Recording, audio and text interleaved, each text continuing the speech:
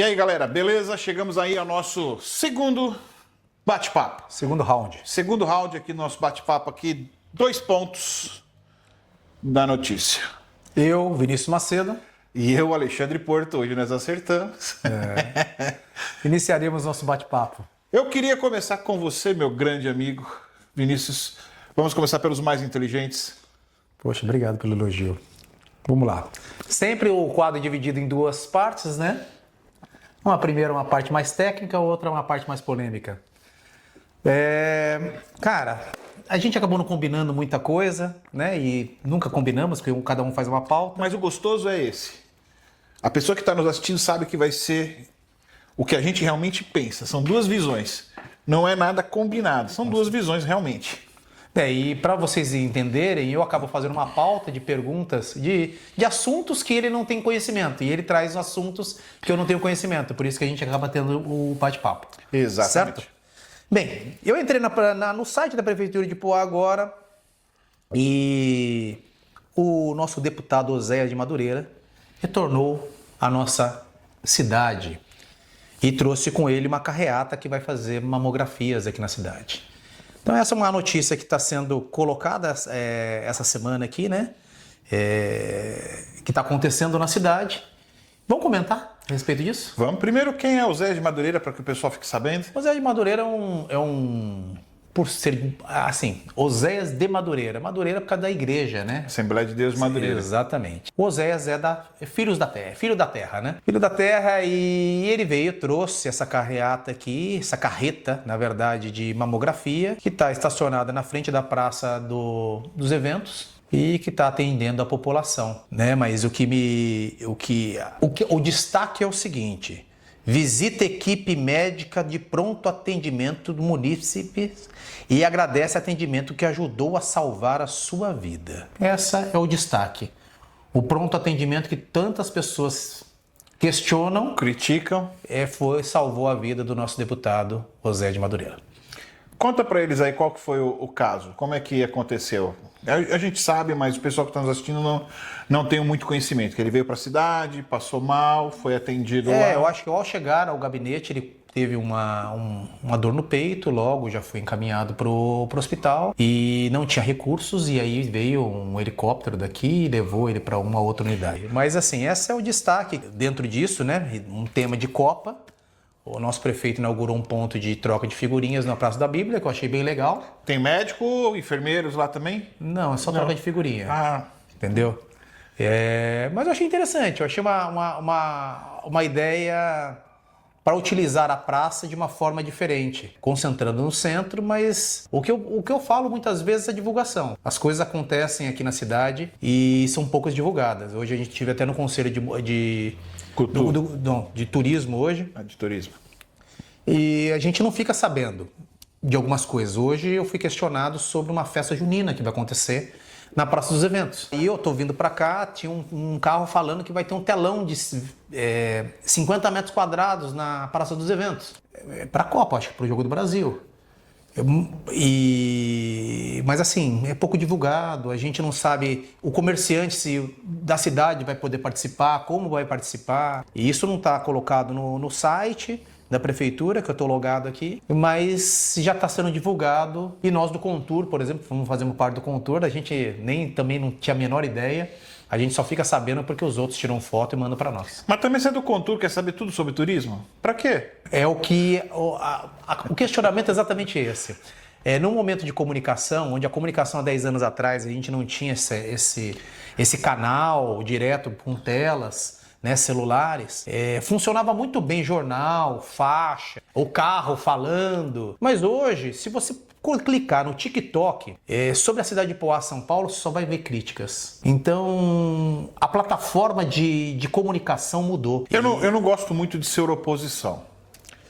E nem posição também. Nunca fui um cara que fui pra rua pedir voto para ninguém. Nunca ninguém me viu na rua pedindo voto, fazendo boca de urna. Não gosto, sou contra, enfim. O que eu digo nunca até hoje, né? Não sei se daqui para frente, se de repente vai vir algum candidato que valha a pena eu colocar o meu nome à disposição para fazer uma campanha para ele pela internet. Mas enfim, eu nunca fiz.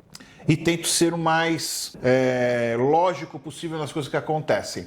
No programa anterior, nós falamos muito sobre prioridade. Prioridade, já veio o nome, primeiro, que vem em primeiro lugar. Então, quais são as prioridades da cidade? O que eu vejo são eventos muito interessantes, algumas coisas que valem a pena participar. Eu não estou vendo um certo andamento nas prioridades que a cidade necessita. Algumas coisas pequenas que podem ser feitas, mas que estão deixando para depois. Como nós tivemos em outros governos, o caso, por exemplo, da manutenção num parque que acabou o acidente com uma criança dentro de um parque infantil. Aí foram resolver o negócio do parque depois que a criança que a criança se machucou, teve o problema. Os rios enchem, e aí você vê depois que encheu, você vê a máquina indo lá e tirando, fazendo o assoreamento que chama, né? Fazendo o assoreamento do rio. Desassoreamento. Então você vê que as atitudes são feitas depois que a merda acontece. Então eu não quero ser oposição de um governo que esteja aí no poder, mas eu acho que o que falta para nós hoje é prioridade. Fazer um show do tamanho que foi feito é show de bola. É sensacional. Eu sou um cara que vim da área de eventos, eu adoro eventos, eu acho que evento tem que ser feito. Mas para uma cidade que o comércio precisa vender, que você passa na rua, os comércios estão fechando, as lojas estão fechando, você faz um evento em que os comércios têm que fechar a porta porque ele traz pessoas para a cidade que vão quebrar, vão sujar a cidade, que não consomem na cidade. Eu não sei se é prioridade. Eu não sei se houve uma conversa com os comerciantes sobre o evento. A questão não é nem essa, Porto. E tem que haver o envolvimento da cidade e a comunicação. Porque por a Praça dos Eventos ser um local central, qualquer coisa que você faz ali impacta realmente no viaduto, no trânsito da cidade e, consequentemente, no comércio. A cidade precisa se preparar para esses eventos. Então, a gente viu a semana atrás o tapete de Corpus Christi. Muito bonito, sabe? Deu fotos lindas aí, o envolvimento da comunidade católica, teve uma missa até. Teve bastante gente, pelo que eu vi nas fotos. Mas para quem estava circulando na cidade, foi muito complicado. Tinha algumas faixas, mas quando a cidade se prepara para receber esse tipo de evento, ou ela é comunicada, ou até mesmo, falaram que foram muitas pessoas. Mas você imagina se você comunica de forma assertiva e aquelas 1.000 pessoas viram 3.000? Sabe, você tem um envolvimento. E aí as pessoas, o que a gente escuta muitas vezes, fala assim, a gente faz as coisas, mas ninguém acha bom. Não, a gente está falando que é uma coisa muito boa, mas que desde que ela seja feita com organização e estratégia. Não, porque envolve todo mundo. Temos uma praça do evento ali muito maior do que aquela rua que foi feita o Corpus Christi. Se esse evento, esse tapete é feito lá dentro da praça ali, você acomoda muito melhor as pessoas, você não atrapalha o trânsito da cidade, você tem onde as pessoas estacionarem, onde passarem em frente para ver o que está acontecendo. Ela ficou no local, eu passei ali, eu sei, porque eu desci o viaduto que eu vim de Nova Poá, eu vi aquele tumulto lá, mas você não consegue saber o que está acontecendo, porque ali o viaduto tampa, aí você tem que passar ali, é trânsito, você tem que prestar atenção no trânsito. E quando você dá a volta, que você vai passar em frente ali o Burger King, o teatro, você também não vê, porque está do outro lado. Então a publicidade, aproveitar a publicidade do trânsito, do transeúnte que passa ali, houve essa falha, no meu ponto de vista, que eu passei ali e vi. E conversando com algumas pessoas também da comunidade católica, porque eles adoraram o que aconteceu. Falou que foi sensacional, foram muito bem recebidos pelos funcionários da prefeitura. De pronto estavam lá sempre para ajudar, para fazer o trânsito, a polícia militar fechou as ruas. Foi excelente. A estrutura foi muito bem organizada. Dou os parabéns aí foi feito pela cultura? Cultura? Olha, na verdade, a gente não sabe, porque eu faço parte do Conselho da Cultura, ninguém divulgou, eu faço parte do Conselho Turístico, também ninguém divulgou. Bom, então vamos parabenizar o prefeito. Parabenizar o prefeito e a congregação, né? Católica que fez ali. Mas é um evento bonito, não podemos deixar de negar que foi um evento bonito. Sim, e só para ressaltar, o ano passado já esse tapete foi muito elogiado.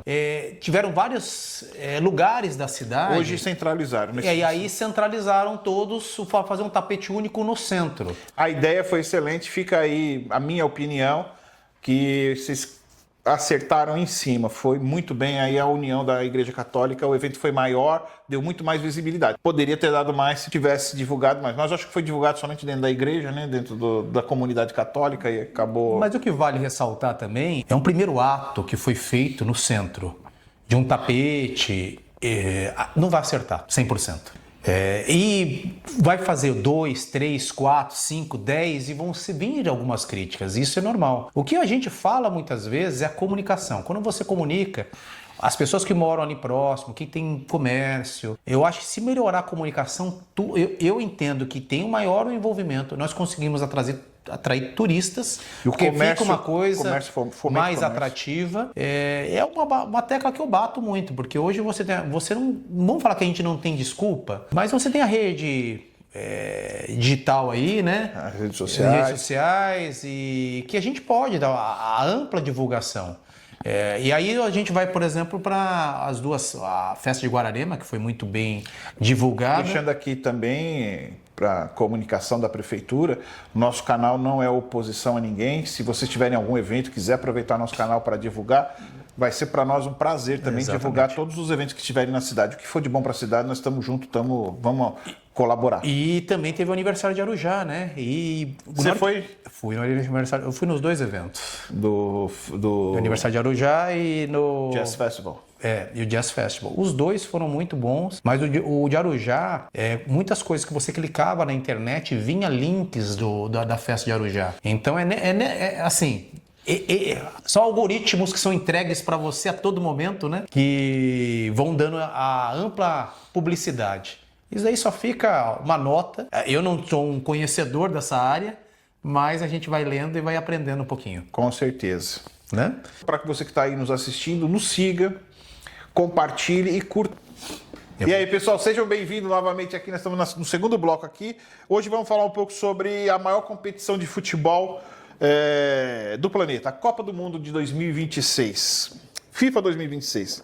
Vamos conhecer os detalhes e algumas novidades, que os favoritos e o que podemos esperar desse grande evento que nós vamos. Fica aí com a gente aí, nós vamos entender um pouquinho.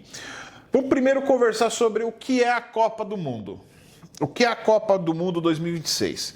Então, essa Copa do Mundo ela tem algumas características diferentes, meu amigo Vinícius. Sim. Primeiro que ela está sendo feita em 3 países diferentes. Estados Unidos, México e Canadá. São 3 países próximos ali, né? Apesar da briga que tem ali, daquele muro que divide Estados Unidos e México, e a briga do Canadá dizendo que eles são os norte-americanos, né? Que eles estão mais no norte. A briga dos Estados Unidos com o Canadá também, a briga política também. Briga política também. Nós vamos falar sobre algumas novidades que tem essa Copa, né? Primeiro, são mais jogos, uma quantidade maior de jogos. Por quê? Tem maior time. Exatamente, porque tem um maior número de time. Porque sempre foram 32 equipes. Nessa Copa em específico, são 48 equipes. Como são 48 equipes, são divididas em um número maior de grupos que jogam entre si. Algumas vantagens, nós temos muito mais países representados, nós temos uma oportunidade de aparecer essas seleções emergentes que estão aí, que estão começando, como você tem o Haiti, você tem o Panamá, Emirados Árabes, né? O Irã, que eu não sei se vai vir para a Copa ou não, como é que ficou a decisão lá, né? Vem. Se eles vêm para a Copa ou não. República do Congo, que são algumas equipes que... Jordânia. Mas assim, a vinda da Copa, o que a gente tem visto também, Porto, é o assunto das bets, né? Que tem crescido demais. Esse assunto das bets. E antes a gente falava sobre patrocínio, a gente sempre falava sobre cerveja, né? A Brahma sempre foi muito forte no patrocínio de Copa, pelo menos acho que denuncia a idade. Agora é Bet MGM. Bets, assim, você vê muita propaganda, até os jogadores fazendo. Isso é uma grande preocupação. Mas é um assunto também que independe de Copa, a gente mexe com uma paixão, a gente só não pode misturar as coisas. Porque... Exatamente. E vamos falar um pouco sobre os favoritos ao título. Na sua opinião, quais são os favoritos ao título? Olha, E não tá jogando. De acordo com computadores, final Brasil e Espanha. Brasil e Espanha. Você descarta a Argentina, que foi campeã na última Copa? Eu acho que esses chaveamentos que foram feitos... Mbappé, na França. Então, porque se a gente for pegar retrospectos, isso aí o computador analisando, né? As últimas Copas, nós saímos das últimas Copas por infelicidades. O Brasil sempre é questionado, mas sempre entra com favoritismo. Hoje nós não temos assim grandes jogadores, mas a gente sabe que quando a gente entra em campo acaba tirando aquele desastre do 7-1. Nem me né? fale. O Brasil perdeu para uma Bélgica, mas também num jogo que o Courtois pegou tudo, a Bélgica acertou 2 bolas e entrou. Um jogo contra a Croácia que estava ganho, de repente desvia no pé do cara, tira do Alisson, a bola entra. E aí o Brasil não aguenta a pressão dos pênaltis. Então, as eliminações do Brasil nas últimas Copas, faltou sorte. E se a sorte estiver do nosso lado dessa vez, eu acho que a gente consegue avançar um pouco mais. Vamos fazer um videozinho para corte? Videozinho para corte. Queria que você que está aí sentado aí assistindo o nosso aí, dê o seu palpite sobre os favoritos da Copa. Eu vou dar a minha opinião aqui. Brasil, Argentina, França, Espanha, Alemanha, Inglaterra e deixo ali na rebarba ali de repente um bom futebol de Cristiano Ronaldo aí, Portugal chegando também lá. A gente torce pro Brasil, mas sinceramente eu acho que por tudo que foi feito dentro do futebol, na última Copa eu torci muito para a Argentina ser campeã, porque o Messi merecia, pelo que representa o futebol. E hoje eu penso que o Cristiano poderia avançar um pouco mais. Até porque ele vai ser o único jogador que vai marcar gols em 5 Copas consecutivas. E ninguém vai chegar, acredito que ninguém vai chegar num nível que ele, ou seja, participar de 5 Copas fazer gols em todas. Nós temos um jogador que participou também de Copas seguidas também e foi campeão, acho que se eu não me engano, de 2 Copas, de 2002 e qual que foi a outra? 94. Não. 2002 foi a última? Última. Que foi o Cafu. O Cafu, ele participou de 4 Copas, né? 3 finais. 3 finais. 3 finais de Copa do Mundo. Então também é um recordista aí também de jogadores. Ele fez 94 como titular, 98 naquela derrota para a França, 2002 com o Fenômeno e o Rivaldo. Então a Argentina hoje chega como atual campeã, né? Foi campeã da Copa, também chega com um time forte também. Mas a Argentina tem uma característica, né? Eu acho que o futebol argentino, uruguaio, de paixão. Eles se entregam. É uma entrega dentro de campo. Realmente... Que o Brasil já teve isso também. Sim, todo mundo é mobilizado, né? A nação é mobilizada, o orgulho de ser argentino, uruguaio, eles realmente vestem e lutam. É uma batalha para eles em campo. Nós somos classificados assim como um futebol arte. O futebol que já não é tão arte assim, mas é um futebol mais clássico, mais de toque de bola, com mais dribles. A nossa característica não é tanta garra. E hoje a gente vive num país um pouco dividido, eu acho até por causa da política. Então tem uns que torcem um pouco mais, tem outros que torcem um pouco menos. Existe polêmica em relação ao Neymar, mas não dá para falar que não tem qualidade. Mas hoje nós temos um Brasil que não é brasileiro. Por incrível que pareça, se você pegar a seleção, nós temos o Rafinha, nós temos... tem mais alguns outros jogadores lá, que não me recordo o nome agora, devia ter anotado aqui, mas que eles nunca jogaram profissionalmente no Brasil. Eles já estavam na categoria de base do São Paulo, do Flamengo, e já foram direto jogar na Europa. Sim. Com 15, 16 anos, 17 anos, eles estão jogando na Europa. Não fizeram uma carreira sólida nos times brasileiros. O brasileiro não confia nessa seleção porque não conhece essa seleção.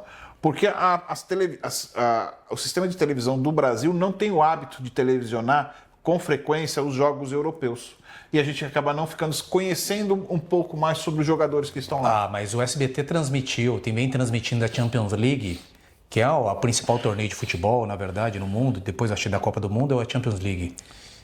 Esse ano deu uma audiência recorde para o SBT.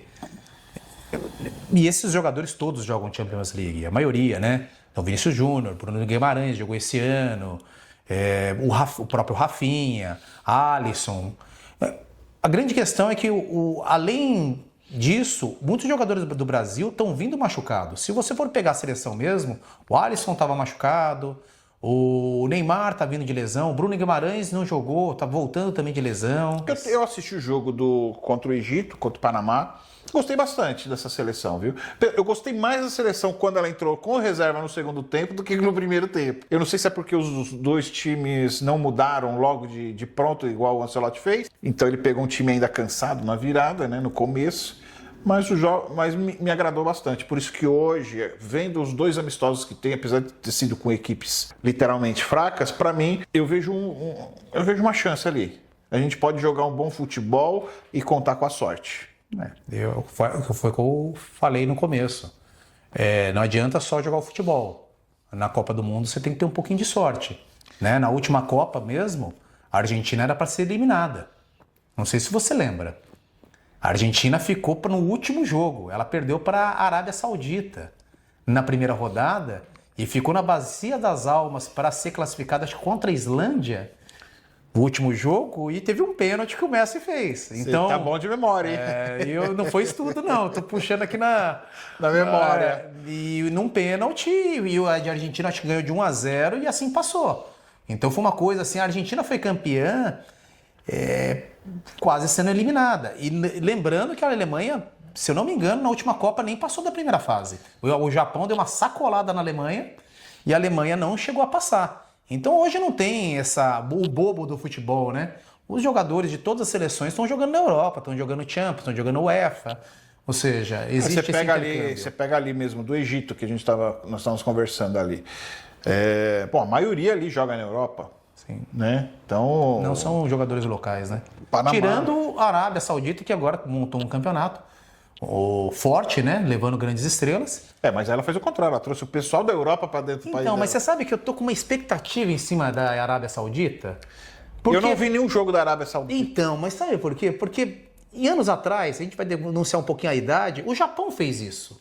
Começou a importar Zico, alguns jogadores brasileiros para elevar o nível do jogo japonês. Tanto que o Japão já chegou até numa semifinal, se eu não me engano, os quartos de finais, na Copa uma Copa no Japão. E o futebol japonês vem melhorando. Você vê grandes jogadores em times de primeira linha na Europa. O pessoal lá de fora gosta tanto do Brasil que tem um jogador no Egito que o pai dele gostava tanto de futebol, colocou o apelido dele é Zico.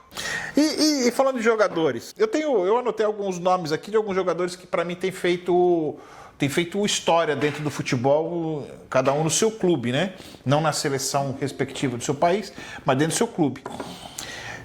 Eu vou citar primeiro aqui o Vinícius Júnior, dentro do Brasil, né? Que na Europa tem feito um bom trabalho, foi indicado como o melhor jogador, enfim, tem feito um bom trabalho.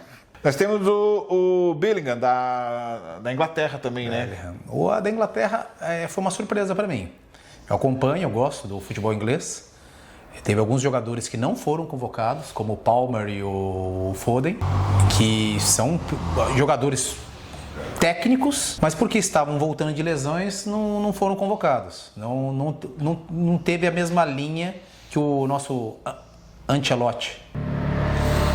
E o que você me diz aí da França vindo com Kylian Mbappé? O Kylian Mbappé não é mais a estrela da França, né? O melhor do mundo é o Dembélé. Mas ele joga bem, né? Mas assim, o Dembélé foi o melhor do mundo antes do Mbappé. Mas assim, os dois estão vindo de lesão também, então a gente não sabe o que esperar. No final da Champions aí, o Dembélé saiu lesionado. Então são dois aí que estão vindo também, não estão 100% fisicamente. E aí nós temos a Espanha também, que é também um dos favoritos também. Eu citei aqui o Lamine Yamal. Da Espanha, né? É uma estrela, mas eu acho que a Espanha você tem um conjunto. Você hoje tem... A Espanha tem um futebol muito leve, mas muitos jogadores migraram para a Inglaterra. Então estão jogando um jogo mais forte, um poder de marcação. E o curioso é que nenhum jogador da Espanha, espanhol do Real Madrid, foi convocado pela primeira vez. Nenhum jogador espanhol do Real Madrid foi convocado para a seleção da Espanha. Apesar que o Lamine Yamal já jogou também no Real Madrid, Não, né? não. Jogou no Barcelona, Barcelona. verdade. Barcelona. O único que poderia ser convocado, mas está mais lesionado, é o Huijsens, que é o zagueiro, que é muito bom jogador, mas por estar lesionado não foi. E o que você me diz do Haaland da Noruega? O alemãozão lá que O Haaland atropela todo mundo. ele depende de um time, né? Ele depende do time. Eu acho que a gente já teve nosso Haaland, que é o Adriano Imperador. E ele tinha muito mais qualidade Eu do que tinha o Haaland. pensado nisso, mas realmente é... O Haaland é um... Vamos Ele colocar... enfia a perna no meio dos outros lá pra fazer o gol. Ele não tem medo de se machucar, ele vai pra cima. Mas o Imperador, ele era... Assim, quem viu o Adriano jogar, fala que o Haaland é um perna de pau. Eu acho que o Haaland, ele é um oportunista. Ele tá no lugar certo, na hora certa. Se você vê os gols que ele faz, antes da gente fazer o programa, eu tive dando uma olhada nos gols e vai pra cima, ele corre, ele estica a perna, cabeçada, não é muito de driblar, de fazer firula, dessas coisas. Mas se você perceber, os gols dele são gols que sempre ele está criando algumas oportunidades. É uma bola que cruza, ele se joga. Você não vê um gol de tabela. Isso que eu ia falar, ele não é... Você não vê uma Ele jogada não é trabalhada com ele. Ele é bruto, Então, ele é meio Adriano mesmo que você falou. Mas assim, ele não tem uma jogada que ele constrói junto. Então eu vejo assim, dentro de todos esses centroavantes, que a gente está falando de atacantes, o com mais qualidade é o da Argentina, que é o Julián Álvares. Esse, e tanto que ele está sendo disputado por Barcelona e Real Madrid. Você acha que a tabelinha é ele e Messi? Eu acho que, eu vejo que a Argentina vem muito forte. Já fizeram, é uma seleção que eles vem já fizeram gols juntos ali que... Muito. Foram campeões, né? Então são duas, assim. Não, e outra coisa, se você pegar o Atlético de Madrid tem muitos argentinos. E foram muitos argentinos convocados pela Argentina. E aí você pega o Inter Miami, que também tem alguns jogadores argentinos que também foram convocados. Então esses jogadores jogam juntos, em times, jogam na seleção. Eu vejo uma qualidade do Brasil, o técnico. O Ancelotti, se você pegar a carreira dele, não vamos falar da carreira vencedora, só dos títulos. Mas ele é aquele cara que não pede. Todos os times que ele passou, ele não falava assim: eu estou precisando de um volante, eu estou precisando de um zagueiro. Ele nunca chegou a pedir. O último ano dele do Real Madrid, o Real Madrid jogou com 2 zagueiros. Que os outros quatro zagueiros estavam machucados. Ele em nenhum momento foi a público e falou assim: poxa, eu tô precisando. Não, ele improvisou um meio campo, improvisou um lateral, tomou porrada porque o time estava perdendo, mas ele nunca colocou a culpa: tá faltando qualidade, eu não tenho jogador. Ele sempre montou o esquema dentro daquilo que ele tinha. Então a lesão do Wesley agora, que foi cortado, mostra uma correção na escalação dele. Porque ele viu que se o Casimiro e o Bruno Guimarães cansar, ele não tinha ninguém para repor além do Fabinho. E aí ele traz o Ederson. E o Fabinho pode fazer uma lateral direita, porque ele já jogou de lateral direito em alguns momentos na seleção. Então, ele tem uma visão de jogo diferente. E é um cara boleiro, é um cara que entende, já jogou bola. Então eu vejo uma força... O técnico. Existe uma proteção europeia.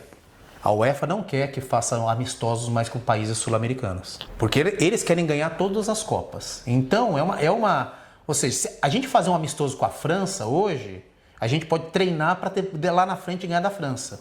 Então, tá vindo uma ordem lá da Europa para que não tenha esses amistosos. Tá? Então, isso tem atrapalhado um pouco a gente ter amistosos de qualidade, muitas vezes aqui no Brasil. Mas aí também cai nessa regularidade que você fala, que eu falei para você. O Ancelotti, ele monta o time, ele não tem um esquema definido. 3-4-3, 4-2-2, ele não tem.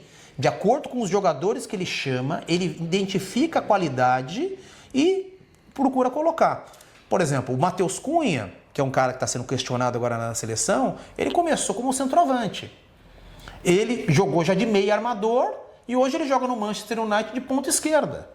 Ele é um coringa. Eu estava falando com meu filho, bem ou mal, é injusto o Matheus. Eu não gosto muito do futebol dele, mas é injusto ele não estar. Porque ele foi um cara regular na temporada. E eu vejo que ele tem qualidade. que alguns amistosos, até mesmo nas eliminatórias, o Matheus Cunha foi importante, sem a bola, pro esquema tático do Ancelotti. Então, eu não vejo a seleção com esquema fixo. Eu entendo que quando o Neymar jogar, o time vai jogar para ele. E aí vai ser um esquema completamente diferente do que todos nós estamos vendo. Você falou que tinha qualidade, teve qualidade. Você viu o jogo do Egito, você falou assim, eu gostei da seleção. Então, mas eu não sei tanto, mas como eu citei também, eu não sei porque pelo fato do Egito ser um time fraco. Não, olha, mas você falou assim que o segundo tempo foi melhor que o primeiro. Foi, para mim foi melhor. Por quê? Porque talvez tinha um Houve jogador... mais toque de bola. Porque talvez tinham jogadores que o esquema tático mudou no segundo tempo. Não, mudou completamente. Até porque, se eu não me engano, foi 4-4-2 e... Foi 4-4-2 no primeiro e no segundo foi 4-3-3. 4-3-3. Então, Eu acho que foi isso. As características ele mudou o esquema tático. as características dos jogadores acabam Foi de fazendo, 4-3-3 no segundo. acabam fazendo. Por quê? Porque você não vê laterais avançando. O único que a gente tinha é o Wesley. O Wesley já não está mais. Então nós perdemos esse lateral que avança. Mas o Ancelotti ele vai saber, ele sabe o que ele está fazendo. Ele tem uma. O que me deixa muito feliz em ver o trabalho dele é que é um cara que não reclama. É um cara que nunca falou assim, olha, ele não inventa. Bom, então nós vamos ficando aqui pelo final para não ficar muito longo o vídeo também. Depois vocês vão assistindo mais, semana que vem nós estamos aí de novo, né? Mas eu vou deixar aqui para vocês aqui um desafio aqui. Logo nessa semana, já coloca aí nos comentários para qual time que você acha que vai vencer a Copa. Vamos fazer um bolão sem valer nada?